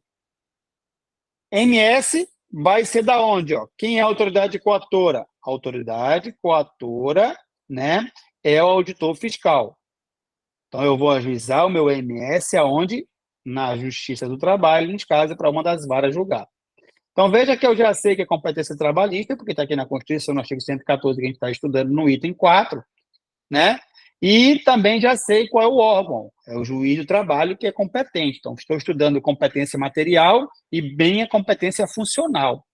Agora, vamos lá, para ficar mais clara a competência funcional. Quando o juiz é a autoridade coatora, proferiu uma liminar errada no início do processo, no meio do processo, antes, que fique bem claro, ó, antes da sentença, como eu não tenho um recurso de imediato, igual o processo civil, que é o agravo de instrumento, de decisão interlocutória, aqui eu vou ter que impetrar o MS. Então, se o juiz é autoridade coatora, competência funcional, ó, quem está acima do juiz? O TRT. Então, eu vou ajuizar o meu MS no TRT. Agora, gente, aqui que vem muitas questões erradas na prova. Se o próprio TRT, algum desembargador, for autoridade coatora, o MS é para ele mesmo e não para o TST. Por quê? Porque o TRT ele já é dividido por órgãos fracionários. Tem a primeira turma, a segunda turma, a terceira turma, o órgão pleno, né, o órgão especial, etc. Então, um desses órgãos vão ser responsáveis para julgar esse MS conforme o regimento interno. Então, aquele cara que acabou fazendo a besteira de violar a lei sem autoridade coatora, ele não vai participar desse julgamento. Então, o MS, quando a autoridade coatora for alguém do TRT, é para o próprio TRT. A mesma regra se aplica para o TST. O MS, quando alguém do TST for autoridade coatora, é para o próprio TST. E se chama-se também análise de competência funcional ou hierárquica, tá bom?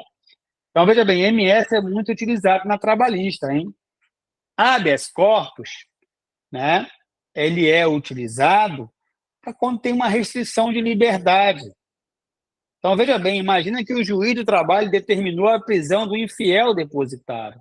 Salvo engano, a súmula vinculante número 25 diz que nós não temos mais a prisão do infiel depositário. A única prisão que é permitida, né, pela Constituição e pelo STF por dívida é a prisão por ausência de pagamento de alimentos da área de família. Então, se o juiz manda prender o infiel depositário, quem é o infiel depositário?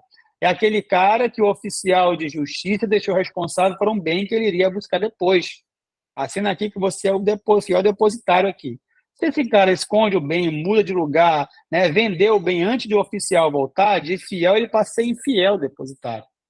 Então, se o juiz determinou a prisão dele, o juiz é a autoridade coatora, que não cabe prisão, tem súmula vinculante sobre isso. Por quê? Porque o Brasil adotou os pactos internacionais que proíbem a prisão, né, por dívida, exceto da área de família de pensão. Então, nesse caso aqui, o juiz é a autoridade coatora. Já o habeas data tem a ver com conhecimento de informação que está sendo sonegada para a pessoa ou retificação de informação. Né? Só que o habeas data, pela lei dele, pelo próprio entendimento do STJ, para você apresentar um habeas data, aí fica para a prova de administrativo e constitucional, né, que na trabalhista não vê isso, você precisa esgotar as vias administrativas. Não dá para tu ir direto para o judiciário. Né? Tem que esgotar as vias. Salvo engano, o STJ, lá no início das súmulas, tem até uma súmula sobre isso. Você precisa esgotar as vias administrativas. Então, o habeas data é utilizado para retificar informações ou tomar conhecimento de informações que estão sendo escondidas daquela pessoa. Então, você utiliza o habeas data. Na trabalhista é muito difícil. Né? Nunca vi ninguém conseguir êxito em habeas data. Tá? Mas entendam, habeas data, habeas corpus e MS. Se forem derivados de matéria sujeita à jurisdição trabalhista, a competência para processar e julgar isso é da Justiça do Trabalho. Muito cuidado com a lei do MS, que ela tem lá uma lei própria, acho que é 12.016, a lei do MS. É bem pequenininha, é uma ação, né, de rito especial muito utilizada na trabalhista, né, e em outras áreas também, na cível. Então, estudem o MS, porque se não vem na trabalhista, vem em outras áreas, né? No direito administrativo, se utiliza muito o MS. Hoje mesmo, meu escritório impetrou o MS contra ato, né, da comissão de licitação ali. É uma coisa, é uma ação muito utilizada, tá? Então, veja bem, MS, estudem, 12.016 é a lei, dá o conceito, que bonitinho. E vem uma pergunta que vem muito na prova: MS tem honorário de sucumbência? Não. O artigo 23 dessa lei diz que não tem sucumbência na lei do MS, nos mandados de segurança, tá? Da área trabalhista. Nós sabemos que na área trabalhista, gente, não, olha lá, não é necessário advogado. Só que o próprio TST, e aí eu indico a leitura da súmula 425, né, do TST, ele entende que na ação de MS, nós vimos lá na aula 1, isso, é necessário o advogado.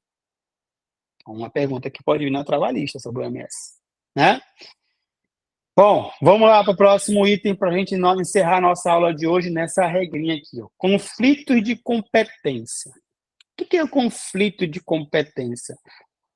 O próprio artigo 66 do CPC, ele delimita para a gente, ó, há conflito de competência quanto? Dois ou mais juízes se declararem competentes. Nunca vi. Eu quero julgar, não é meu esse processo. Brigando para julgar, nunca vi. Agora o outro sim, ó. Dois ou mais juízes considerarem-se incompetentes. Aqui é mais comum. Não, esse processo não é meu, não, remete lá para outro juiz. Aí chegou lá, epa, não é meu, não. Peraí, isso aqui não é meu, não. E aí, quem vai decidir essa bronca? Depende de quem está mandando, conforme nós vamos ver na explicação aqui embaixo, tá? 3, ó, dois ou mais juízes. Surge controvérsia acerca se vai reunir ou separar processo. Nós temos conflito de competência. Então, quando dois ou mais juízes não querem julgar, ou quando dois ou mais juízes querem julgar o processo, ou vocês estão em dúvida se vai separar ou reunir. Não, manda para cá que esse processo é meu, não é meu, aí fica aquela confusão, tá? Importante falar que na trabalhista nós temos a súmula 420. Não tem conflito de competência por questão de hierarquia entre TRT e vara do trabalho. Lógico, a ele vinculado. Então, o nosso TRT aqui é o TRT 11, né? TRT do Amazonas. Então, quando o TRT 11 dá uma ordem para, por exemplo, quinta vara do trabalho, não tem como a quinta vara, peraí, quem é tu para fazer eu mandar cumprir isso aqui? Eu não vou cumprir, não tem como ela brigar, por questão de hierarquia. Agora, o TRT 11 não tem como mandar na quinta vara do trabalho lá de Fortaleza, aí dá BO. Por quê? Não é vinculado a ele. Aí tem conflito de competência, tá? Beleza. Passado isso, vamos ver aqui quem vai resolver as brigas, ó. Competência do TRT. Quando o conflito for entre varas do trabalho, veja bem, ó, da mesma região. A briga é em casa. Se a briga é em casa, quem decide é a mãe. Então, se os irmãos estão brigando, a mãe decide. TRT é a mãe. Tá brigando? Peraí, que eu vou decidir quem está certo e quem está errado. Tá? Bom, quando que o TST vai decidir? Veja bem, ó. Quando o conflito for, primeiro, entre TRTs. TRT 11 é o nosso. Julgando um processo, fala, não, eu não sou competente, não. Remete esse processo lá para o TRT 3, que é Minas Gerais. Aí eu chego lá, epa, não é meu, não. Esse processo eu não vou julgar, não. O TRT 11 mandou para cá, mas eu entendo que não é competência minha. Quem vai decidir isso? Quem está acima dos TRTs é o TST. Então, o TST decide quem está certo, se é o 11 ou se é o TRT 3. Também vai ser do TST, ó, quando for varas do trabalho de regiões diversas. O juiz do trabalho da quinta vara do trabalho de Manaus mandou o processo lá para a quinta vara do juiz de Fortaleza. para nem o TRT puxar a sardinha para o seu próprio TRT, para a sua própria vara, para não ter uma proteção, opa, peraí, são jurisdições distintas. Então, quem atua no Brasil inteiro? TST. Então, quando for vara diferente, TST decide. Mesma vara, o próprio TRT. Vara diferente, né? Vara do mesmo tribunal, TRT. Vara de tribunais diferentes, TST. A mesma coisa vai ser, TRT e vara do trabalho de outra região. Veja que se for da mesma região, não tem briga, desculpa. Só manda e ela obedece. Aqui não. TRT daqui não pode mandar numa vara lá de São Paulo. Se está mandando, a vara pode se recusar. Então, se recusar, quem vai decidir que está certo ou errado é o TST, que tem competência nacional. Só que aí entra o STJ quando a lide for um órgão trabalhista e um órgão não trabalhista. Por exemplo, TRT e TJ, TRT e TRF, juiz do trabalho, com juiz não investido de jurisdição trabalhista, pode ser da cível, né, ser estadual ou federal. Juiz do trabalho e o TJ, juiz do trabalho e o TRF, juiz estadual e o TRT, juiz federal e o TRT. Então, quando envolver um órgão trabalhista, vara TRT, e do outro lado não tem um trabalhista, quem vai decidir é o STJ. Tá? Quem vai decidir é o STJ, isso aí. E aí, o STF é o órgão que tem competência nacional, que está acima de todos. É o maior, é o que manda em tudo. Né? Que nem aquele vídeo lá do Boninho, quem está falando aqui é quem manda na porra toda. Então, pronto, é o STF que manda no judiciário todo. Então, quando o conflito for entre qualquer órgão de jurisdição superior, por exemplo, TST brigando com alguém, né, ou o STJ brigando com alguém, a competência vai ser do STF, que está acima deles todos, é o que manda em tudo. Tá? Então, essas são as regrinhas que você precisa, infelizmente, decorar para a sua prova, porque se ele perguntar na prova de vocês qual foi a briga, qual foi o conflito ali, quem decide, vai ser sobre isso. Tá bom? Na nossa próxima aula, a gente vai estudar o item 8, que são a competência da Justiça do Trabalho para julgar os processos de danos morais, né, danos materiais, danos estéticos, etc., de problemas oriundos da área trabalhista, seja um acidente, seja um assédio moral, um assédio sexual, uma doença do trabalho, uma concausa, etc., etc., etc., etc. Maravilha? Então, meus amigos, muito obrigado por ter ficado até agora. Espero ter ajudado vocês mais uma vez. Logo, logo a gente marca aí o nosso próximo encontro, tá? Para a gente ir matando tudo que é importante de processo do trabalho para a aula de vocês. Quem não conseguiu assistir, amanhã eu coloco para vocês, se der tempo ainda hoje, mas acho que bem provável amanhã, o link da nossa terceira aula. Quem não assistiu a segunda aula e a primeira, tem um link lá no grupo, é só solicitar que algum colega compartilhe para vocês. Tá bom? Forte abraço a todos, bom resto de noite e não esqueçam, respondam muitas questões. Até mais.